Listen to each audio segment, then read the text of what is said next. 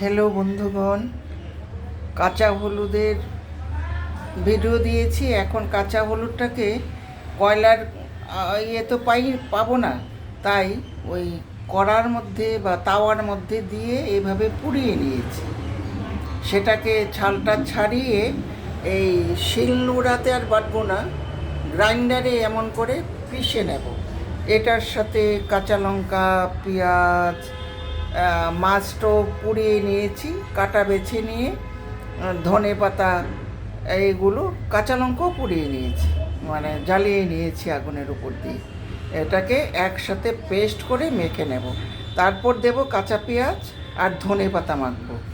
আর এটা হয়তো চিনবেন, এটা মণিপুরি সম্প্রদায়ের মানুষ বেশি খায়। ওটাকে বলে আপনার শিমের মতো ঝুলে থাকে, ইয়ং চাক। অনেক বড় গাছ হয়, লম্বা লম্বা শিমের মতো। ওই দানাটাকে আমি শুকিয়ে রেখেছি। তা এখন ওই গরম জলে দিয়ে রাখলাম। এটার ভেতর এই ওপরের খোসাগুলো ছাড়িয়ে নেব, ছাড়িয়ে তারপর ওই কাঁচা হলুদের ভর্তাটা দিয়ে মেখে নেব।